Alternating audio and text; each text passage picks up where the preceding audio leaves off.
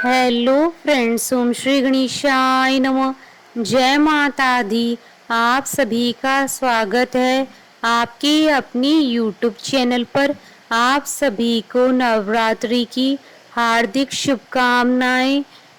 आज हम नवरात्रि के 8वें दिन पर दुर्गा सप्तशती पाठ के 12वें अध्याय को प्रस्तुत करेंगी। फ्रेंड्स, वीडियो शुरू करने से पहले आपसे रिक्वेस्ट है, अगर आप हमारे चैनल पर नए हैं और आपने अभी तक चैनल को सब्सक्राइब नहीं किया है तो प्लीज़ सब्सक्राइब कीजिएगा चैनल को। साथ ही प्रेस कीजिएगा बेल आइकन को, जिससे नए वीडियो से रिलेटेड नोटिफिकेशन आपको तुरंत प्राप्त हो सके। और वीडियो पसंद आने पर वीडियो को लाइक और शेयर जरूर कीजिएगा, ताकि सभी भक्तों को इस वीडियो का लाभ प्राप्त हो सके। और कमेंट बॉक्स में जय माता दी जरूर लिखिएगा। या देवी सर्वभूतेषु शक्ति रूपेण संस्थिता नमस्तस्यै नमस्तस्यै नमस्तस्यै नमो नमः। 12वां अध्याय प्रारंभ। देवी के चरित्रों के पाठ का महात्म। देवी बोली, हे देवताओं, जो पुरुष इन स्तोत्रों द्वारा एकाग्र चित्त होकर मेरी स्तुति करेगा, उसके संपूर्ण कष्टों को निसंदेह मैं हर लूंगी। मधुकैटभ की नाश, महिषासुर के वध और शुंभ निशुंभ के वध की जो मनुष्य कथा कहेंगे, मेरे महात्म को अष्टमी, चतुर्दशी व नवमी के दिन एकाग्र चित्त से भक्ति पूर्वक सुनेंगे, उनको कभी कोई न पाप रहेगा। पाप से उत्पन्न हुई विपत्ति भी उनको न सताएगी। उनके घर में दरिद्रता न होगी और न उनको प्रियजनों का बिछोह होगा। उनको किसी प्रकार का भय न होगा। इसलिए प्रत्येक मनुष्य को भक्ति पूर्वक मेरे इस कल्याण कारक महात्म को सदा पढ़ना और सुनना चाहिए। मेरा यह महात्म महामारी से उत्पन्न हुए संपूर्ण उपद्रवों को एवं 3 प्रकार के उत्पातों को शांत कर देता है। जिस घर व मंदिर में या जिस स्थान पर मेरा यह स्तोत्र विधि पूर्वक पढ़ा जाता है, उस स्थान का मैं कभी त्याग नहीं करती और वहाँ सदा ही मेरा निवास रहता है। बलिदान, पूजा, होम तथा महोत्सवों में मेरा यह चरित्र उच्चारण करना तथा सुनना चाहिए।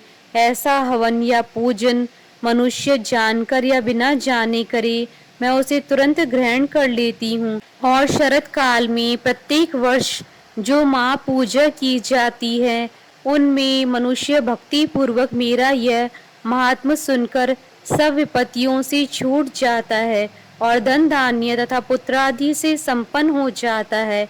मेरे इस महात्म व कथाओं इत्यादि को सुनकर मनुष्य निर्भय हो जाता है और महात्म के श्रवण करने वालों की शत्रु नष्ट हो जाते हैं तथा कल्याण की प्राप्ति होती है और उनका कुल आनंदित हो जाता है। सब कष्ट शांत हो जाते हैं तथा भयंकर स्वप्न दिखाई देना तथा घरेलू दुख इत्यादि सब मिट जाते हैं। बाल ग्रहों में ग्रसित बालकों के लिए यह मेरा महात्म परम शांति देने वाला है। मनुष्य में फूट पड़ने पर यह बलि भांति मित्रता कराने वाला है। मेरा यह महात्म मनुष्यों को मेरी जैसी सामर्थ्य की प्राप्ति कराने वाला है। पुष्प, अर्घ्य, धूप, गंध, दीपक इत्यादि सामग्रियों द्वारा पूजन करने से, ब्राह्मण को भोजन करा के, हवन करके, प्रतिदिन अभिषेक करके, नाना प्रकार के भोगों को अर्पण करके और प्रत्येक वर्ष दान इत्यादि करके जो मेरी आराधना की जाती है और उससे मैं जैसी प्रसन्न हो जाती हूँ, वैसी प्रसन्न मैं इस चरित्र के सुनने से हो जाती हूँ। यह महात्म श्रवण करने पर पापों को हर लेता है तथा आरोग्य प्रदान करता है। मेरे प्रादुर्भाव का कीर्तन दुष्ट प्राणियों से रक्षा करने वाला है। युद्ध में दुष्ट दैत्यों का संहार करने वाला है। इसके सुनने से मनुष्य को शत्रुओं का भय नहीं रहता है। हे देवताओं, तुमने जो मेरी स्तुति की है अथवा ब्रह्मा जी ने जो मेरी स्तुति की है, वह मनुष्यों को कल्याणमयी बुद्धि प्रदान करने वाली है।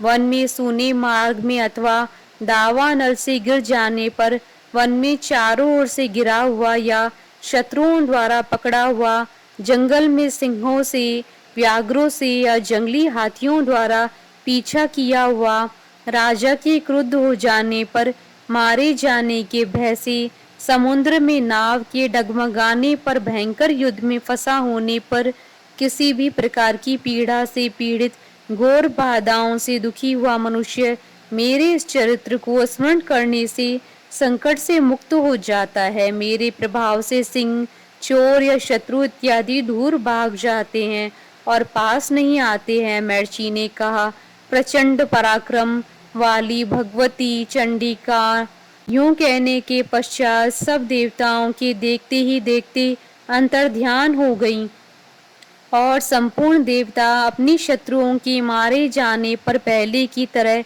यज्ञ भाग का उपभोग करने लगे और उनको अपने अधिकार फिर से प्राप्त हो गए तथा युद्ध में देवताओं के शत्रुओं शुंभ व निशुंभ के देवी के हाथों मारे जाने पर बाकी बचे हुए राक्षस पाताल को चले गए। हे राजन, इस प्रकार भगवती अंबिका नित्य होती हुई भी बार बार प्रकट होकर इस जगत का पालन करती हैं, इसको मोहित करती हैं, जन्म देती हैं और प्रार्थना करने पर समृद्धि प्रदान करती हैं। हे राजन, भगवती ही महाप्रलय के समय महामारी का रूप धारण करती हैं और वही संपूर्ण ब्रह्मांड में व्याप्त हैं। वही भगवती समय समय पर महाकाली तथा महामारी का रूप बनाती हैं और स्वयं अजन्मा होती हुई भी सृष्टि के रूप में प्रकट होती हैं।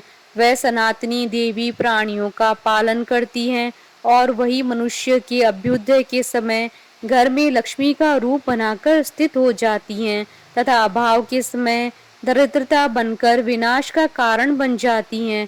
पुष्प, धूप और गंध आदि से पूजन करके उनकी स्तुति करने से वह धन एवं पुत्र देती हैं और धर्म में शुभ बुद्धि प्रदान करती हैं। इति श्री दुर्गा सप्तशती पाठ का 12वां अध्याय संपूर्ण हुआ। जयकारा महामाई दा, बोलिए सच्चे दरबार की जय।